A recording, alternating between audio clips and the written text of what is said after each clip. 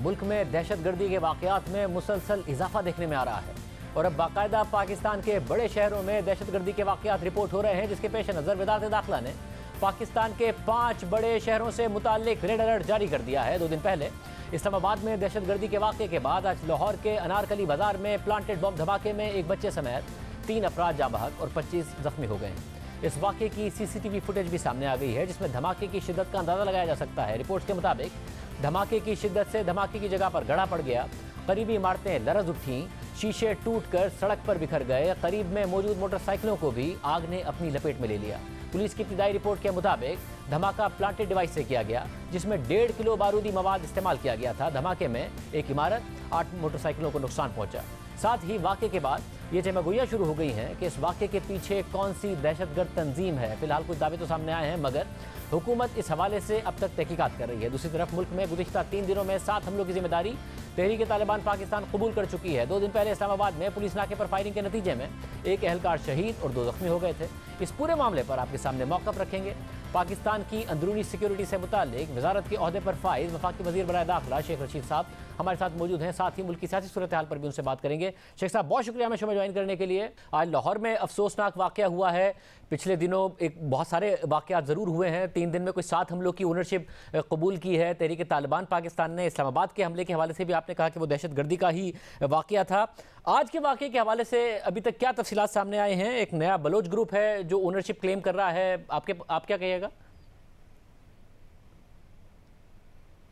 अभी तक हमारे पास कोई कंफर्मेशन नहीं। इस्लामाबाद में तो जो लोग हुए, जो लोग मारे गए, उनके तक हम पहुंच गए और उनके मोबाइल्स तक भी और उनके कुछ और लोगों तक, क्योंकि इस्लामाबाद में पिछले साल 6 वाक़यात हुए थे। ये 1 साल का पहला वाक़या था जिसमें दोनों दहशतगर्द जो है वो मारे गए और TTP ने उसको एक्सेप्ट किया और उनके 5-6 साथियों तक हम राब्ते में आ गए।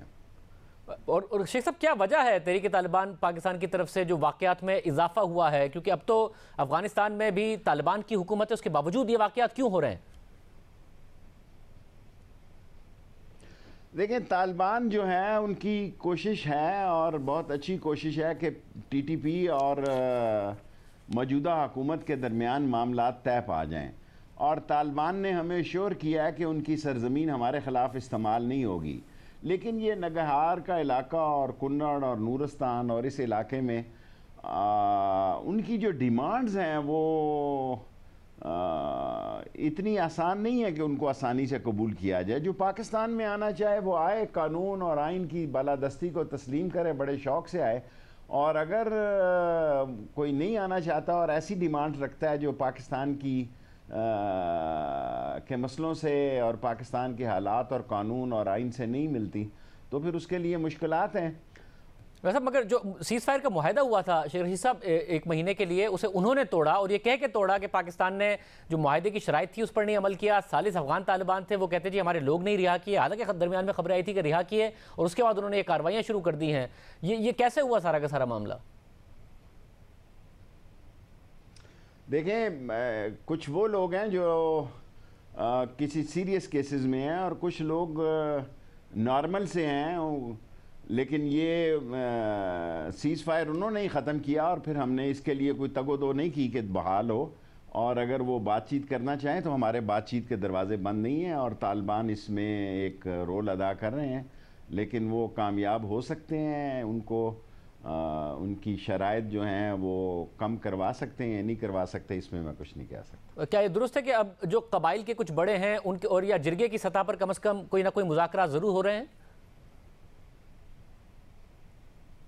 जिरगे में तो लोग मिल रहे हैं, बातें कर रहे हैं, लेकिन जो एक मुआहदे की शक्ल है उसको शक्ल नहीं आ रही। जिरगे गाँव में, देहातों में और कबाइल और ट्राइब में हो रहे हैं। और तो शेख साहब, ये कहा जा सकता है कि अफगान तालिबान या तहरीक तालिबान पाकिस्तान वो इतने क्लोज रहे हैं। जब अफगान तालिबान पर मुश्किल वक्त था, तहरीक तालिबान पाकिस्तान ने मदद की, इसके अलावा उनकी कार्रवाइयों में भी साथ दिया कि अफगान तालिबान जा नहीं रहे हैं तहरीक तालिबान पाकिस्तान के ख़िलाफ़ किसी भी किस्म की कार्रवाइयाँ पाकिस्तान में रोकने के लिए वो तैयार नहीं है। हालांकि पाकिस्तान ने कहा है उनसे, लेकिन सपोर्ट भी नहीं कर रहे। देखें, इमरान खान ने तालिबान के लिए अब ये इल्ज़ाम दिया कि तालिबान खान का इल्ज़ाम लिया और उसने अमेरिकन एग्रेशन की और अमेरिकन अफ़गानिस्तान पर मामलात की और ड्रोन्स हमलों की, जिस तरह इमरान खान ने मुखालफत की और खुलकर मुखालफत की और वो बॉर्डर्स तक गया, वो पाकिस्तान का कोई और पॉलिटिशियन तो नहीं गया। सो इमरान खान की वहाँ डिफरेंट सोच थी उस वक्त, और वही सोच बिल आखिर कामयाब हुई और 42 मुल्कों ने 20 साल वहाँ लड़ाई लड़ी और बिल आखिर उनको सरेंडर करना पड़ा। तो शेख साहब, इस वक्त एक कंसर्न पैदा हो गया, ज़रा आपने भी कहा कि 5 शहरों के लिए एक थ्रेट अलर्ट है, तो लोगों में एक कंसर्न पैदा हो गया है कि 2021 में पहले ही 2020 से ज़्यादा दहशतगर्दी के वाक़यात हुए कि कहीं हम उसी तरफ तो दोबारा नहीं जा रहे हैं जिसमें दहशतगर्दी के वाक़यात बहुत ज़्यादा बढ़ जाएंगे। आप कैसे सूरत हाल को देख रहे हैं?